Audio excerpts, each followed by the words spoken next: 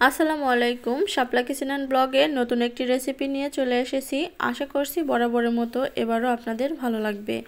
আমি সব সময় চেষ্টা করি হাতের কাছে থাকা উপকরণ দিয়ে কঠিন কঠিন রান্নাকে সহজভাবে আপনাদের সামনে তুলে ধরার। আজকে একদম ইউনিক একটা দুর্দান্ত স্বাদের রেসিপি নিয়ে চলে এসেছি। তো কথা না বাড়িয়ে চলুন চলে যাচ্ছে মূল রেসিপিতে। রেসিপি ভালো লাগলে লাইক দেবেন। একটা বাটিতে নিয়ে নিচ্ছি 2 কাপ পরিমাণে ময়দা, আপনারা চাইলে আটাটাও ব্যবহার করতে পারেন। এখন এখানে নিয়ে নিচ্ছি পরিমাণ মতো লবণ আর দিয়ে দিচ্ছি 2 কাপ আটার জন্য 3 টেবিল চামচ পরিমাণে দিয়ে দিচ্ছি সয়াবিন তেল।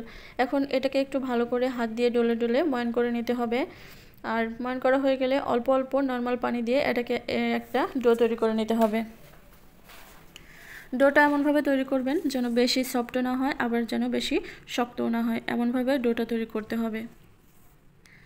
সম্পূর্ণ স্টেপ বাই স্টেপ ফলো করলে আপনারা অনায়াসে এই খাজার রেসিপিটা তৈরি করতে পারবেন। আর আজকে এটা আমি খুবই সহজ এবং সিম্পলভাবে দেখিয়েছি।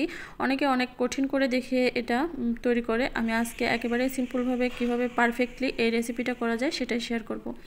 এখন এটাকে ঢাকনা দিয়ে ঢেকে রেস্টে রেখে দেবো আধা ঘন্টার জন্য। এদিকে আমি 3 টেবিল চামচ তেলের সাথে 3 চা চামচ পরিমাণে কর্নফ্লাওয়ার মিশিয়ে এটাকে একটা গোলা তৈরি করে নিচ্ছি। কর্নফ্লাওয়ারের এই গোলাটা আপনারা নিশ্চয়ই তৈরি করে নেবেন। এখন ফিরে আসছে আধা ঘন্টা পর।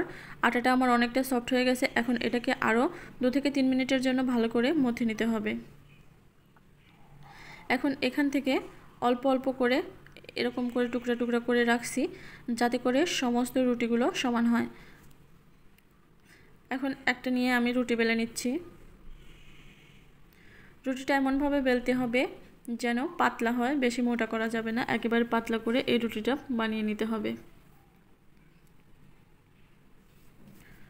তো এভাবে করেই আমি সবগুলো রুটি তৈরি করে নিয়েছি। আমি 5টা রুটি তৈরি করে নিয়েছি প্রথমেই, আর এই 5টা দিয়েই একটা খাজার রোল তৈরি করব। তো আমি 5টাতেই এই কর্নফ্লাওয়ারের যে গোলাটা তৈরি করে রেখেছিলাম সেটা মাখিয়ে নেব। একটার পর একটা রেখে এভাবে দেখে নিশ্চয়ই বুঝতে পারছেন প্রত্যেকটা রুটি দেওয়ার পরেই কর্নফ্লাওয়ারের ওই গোলাটা দিয়ে আর একটু মাখিয়ে নিতে হবে, তারপরে আরেকটা রুটি দিয়ে দিতে হবে। এভাবে করেই আমি 5টা রুটি এক জায়গায় করে একটা রোল বানিয়ে নেব। তো 5টা রুটি হয়ে গেছে দেখতেই পারছেন। এখন এভাবে মুড়িয়ে একটা রোল তৈরি করে নেব। একটু পানি লাগিয়ে নিচ্ছি যাতে মুখটা খুলে না যায়। তো দেখতেই পারছেন রোলটা আমার তৈরি করা হয়ে গেছে। এখন একটা ছুরির সাহায্যে এটাকে আমি কেটে নেব। প্রথমে সাইডটা কেটে আমি বাদ দিয়ে দিচ্ছি। তারপরে এই যে এভাবে সমান ভাগে কয়েকটা টুকরা করে কেটে নিতে হবে।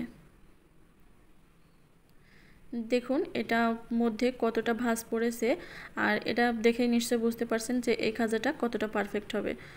এখন একটা বেলুনের সাহায্যে আলতো করে চেপে এভাবে বেলে একটু বড় করে নিতে হবে। এভাবে সবকটা আমি তৈরি করে নেব। তৈরি করা হয়ে গেলে এখন সরাসরি চলে যাচ্ছি চুলাতে। তেলটা গরম বসিয়ে দিয়েছি, আর তেলটা যখন গরম হতে থাকবে তখনই আমি দিয়ে দিচ্ছি এই খাজাগুলো। মিডিয়াম টু লো হিটে এই খাজাগুলো ভেজে নিতে হবে উল্টে পাল্টে।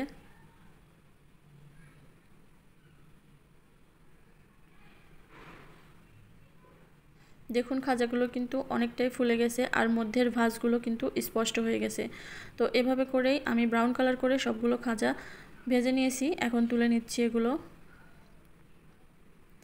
আগে থেকে আমি চুলায় বসিয়ে দিয়েছি গুড়। এখানে 1 কাপ পরিমাণে গুড়ের সাথে আর হাফ কাপ পরিমাণ দিয়ে দিলাম পানি। এখন এটা জাল দিয়ে গলিয়ে নিতে হবে গুড়টাকে। যখন গুড়ের শিরাটা অনেকটা ঘন হয়ে যাবে তখন এই খাজাগুলো আমি দিয়ে দেব। দেখতে পারছেন আমার শিরাটা কিন্তু অনেকটা ঘন হয়ে গেছে। আপনারা হাত দিয়ে চেক করে দেখে নিতে পারেন। হাতের মাঝখানে যখন একটা চ্যাটপেটে ভাব চলে আসবে তখনই এই খাজাগুলো এর মধ্যে ডুবিয়ে দিতে হবে। তো এভাবে একটু নাড়াচাড়া করে 1 থেকে 1.5 মিনিট এটাকে শিরায় ডুবিয়ে রেখে তুলে নিতে হবে। তো সবগুলো খাজা এভাবে ডুবিয়ে আমি তুলে নিচ্ছি। এটা কতটা পারফেক্ট হয়েছে সেটা মনে হয় আর বলে বোঝানো যাবে না, দেখেই বুঝে নিন। এটার প্রত্যেকটা লেয়ার কিন্তু আলাদা আলাদা হয়ে গেছে। এই সহজ এবং সিম্পল খাজার রেসিপিটা যদি আপনাদের কাছে ভালো লেগে থাকে লাইক কমেন্ট এবং শেয়ার করে দেবেন। আর আমার চ্যানেলটাকে সাবস্ক্রাইব করে পাশে থাকা বেল বাটনটা অন করে দেবেন। তাহলে পরবর্তীতে যখনই কোনো নিত্য নতুন ভিডিও আপলোড করব নোটিফিকেশন আপনাদের কাছে পৌঁছে যাবে। তো সবাই ভালো থাকবেন। আল্লাহ হাফেজ।